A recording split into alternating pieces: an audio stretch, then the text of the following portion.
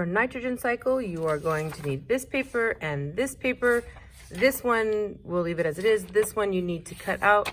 You're gonna cut off that picture right there, and then you need to cut out each of those boxes. Let's go ahead and glue in this half sheet on the oops page. Just a little bit of glue, we're gonna be writing on that, so give it a chance to dry. Just put a little glue there. Go ahead and glue this one in, just one line from the top, and our little pie chart here on the right-hand side. All the other little pieces of paper and a picture, we're just gonna set those aside for right now, and we'll discuss them in a minute. First, you gotta understand nitrogen is a very, very common element in the air we breathe. But it is also an essential element in life and living things. It's very, very, very, very common in just about every living thing has nitrogen in it. It's just in a much smaller proportion or portion than we find carbon and hydrogen and oxygen. So, most nitrogen is elemental nitrogen. N2, 2 atoms of nitrogen bonded to each other. This makes up 79% of the air we breathe is nitrogen. Okay, so a little graph here, a little pie graph. 79% nitrogen. It just goes into your lungs and goes out of your lungs, and your body can't do anything with it because elemental nitrogen is highly stable. It just doesn't chemically react. Nitrate, however, is something different. Okay? Nitrate has nitrogen, 1 atom of nitrogen, and 3 atoms of oxygen. When nitrogen is binding to oxygen, we get this nitrate thing going on.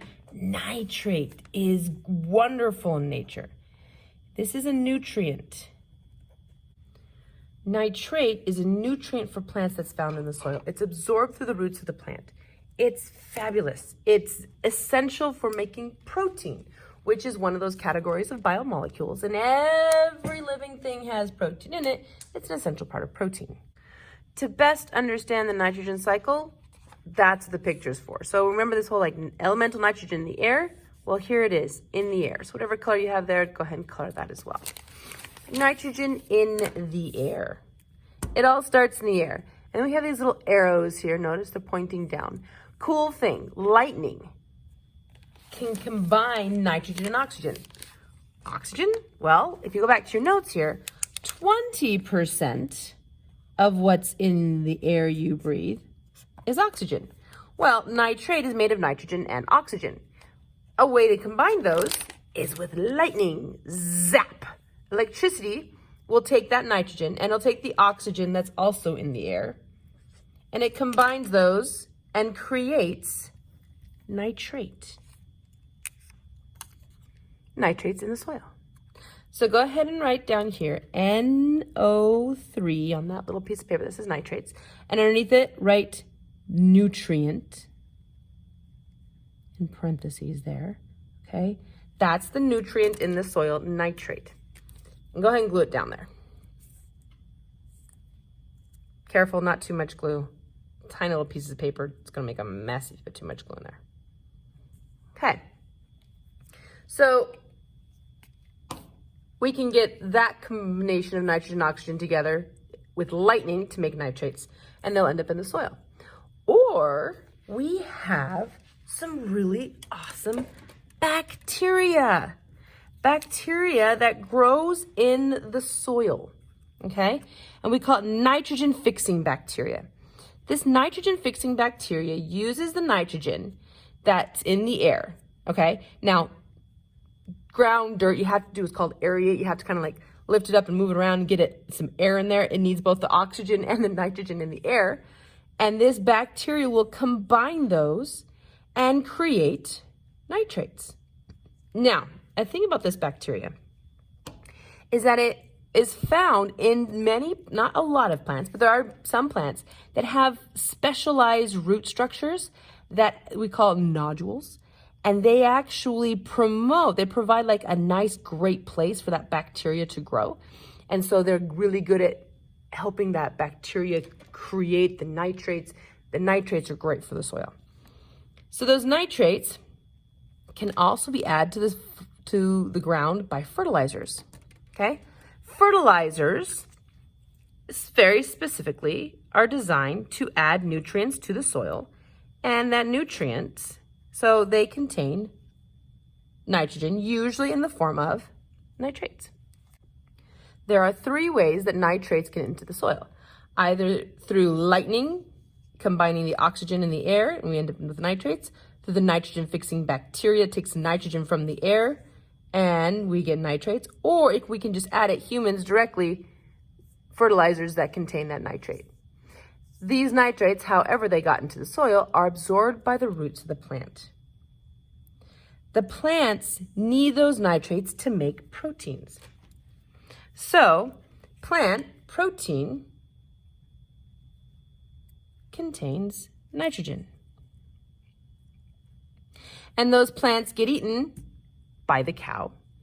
And the cow's body breaks down those proteins that contains nitrogens and rebuilds proteins that make up the cow. And so animal protein contains nitrogen. And whatever the cow doesn't process, he's going to poop it out. And the waste that comes out of the cow also contains nitrogen. Now, whether it's the plant that dies, whether it's the cow that dies, or whether it's the waste, it all returns back to the soil. And then we have some nitrifying bacteria. So in the process of decomposition, we'll get ammonia, and that ammonia takes the nitrifying bacteria takes an ammonia, so we have a little bit of conversions there.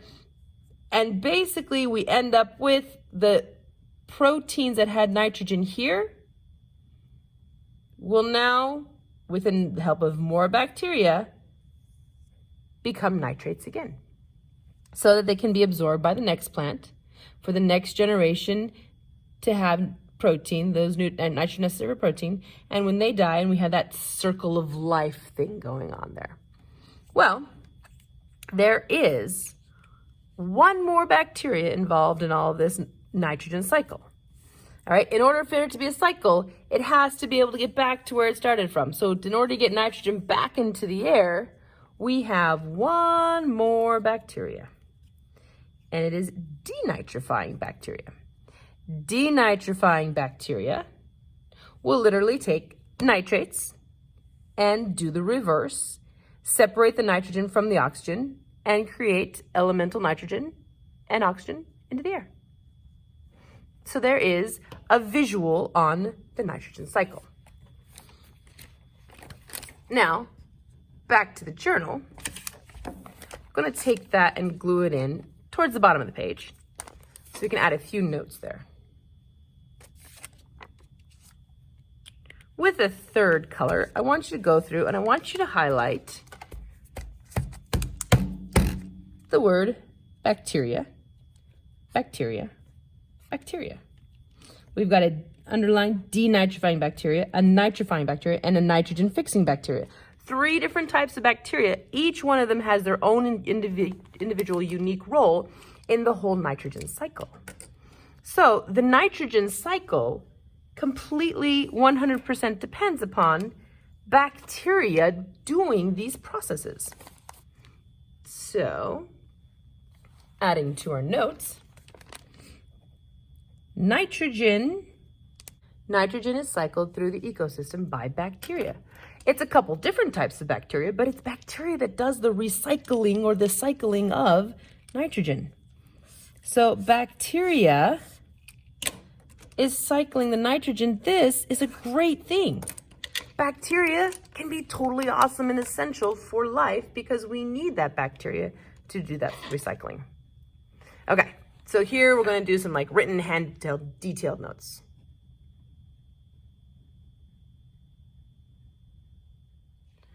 Nitrogen is an element that is found in protein. Protein, remember, that's one of the 4 categories of biomolecules. Okay? So therefore, every living thing has nitrogen in it. And every living thing needs nitrogen. Animals, they eat food that has protein in it, and that's how they get nitrogen. Plants, however, they are going to absorb nitrogen through their roots from the soil. Okay? So in the soil, we find the nitrogen, the plants find the nitrogen, absorb it through the roots.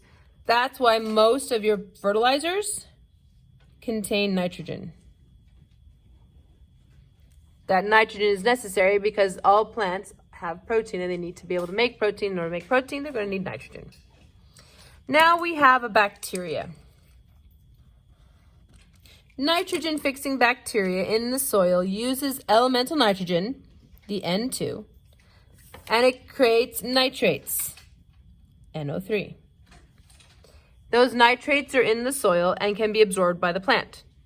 Okay? So the nitrogen-fixing bacteria takes what's in the air and makes what the plants need in the soil. Some really cool plants, here are a list of examples, including alfalfa,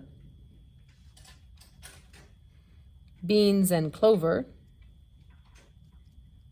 These cool plants have nodes on their roots that protect the nitrogen-fixing bacteria.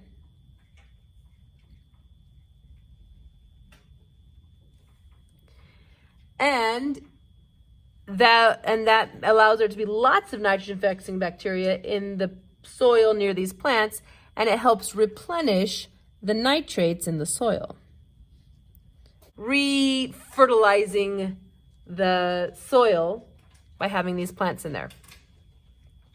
This is a symbiotic relationship, which I haven't talked about that yet, but we'll talk about that in a couple days. A symbiotic relationship between the plant and the nitrogen-fixing bacteria. The bacteria helps the plant. The plant helps the bacteria. They help each other out. It's a happy, happy win-win relationship. That's a mutualism symbiotic relationship. Now there are the other bacterias involved in this cycle. Okay, there's the nitrifying bacteria. Again, a bacteria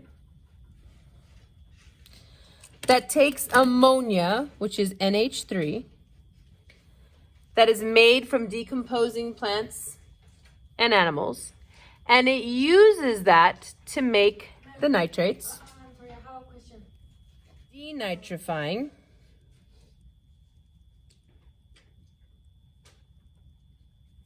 bacteria. And it does the complete opposite of the nitrifying bacteria. It takes nitrates in the soil to create elemental nitrogen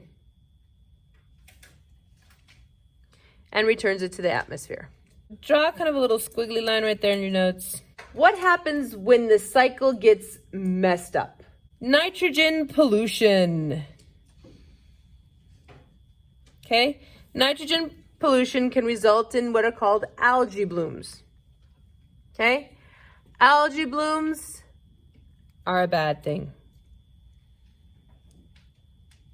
This is a bad thing for an ecosystem. Okay? It's usually caused by humans. Nitrogen is in many, many, many, many man-made chemicals, like fertilizers, and also when we get too much of it in like wastewater. Okay? This pollution results, we basically have too much nitrate released into water, usually the runoff from fields, that causes an imbalance in the ecosystem. So imagine you're a farmer, you have your field, your crop, and you plant and you put fertilizer on it because you want the plants to grow really well. Well, you put a little too much fertilizer and then it rains, and the extra rainwater that runs off your field takes that fertilizer with it. So the extra fertilizer in the water runs off the field, se escurre del campo, and that ends up in the rivers. Okay? That, because it is a nutrient, all your algae, which are photosynthesizers, like that nutrient. So the result, we end up with an overpopulation of microscopic producers. Producers means that they do photosynthesis.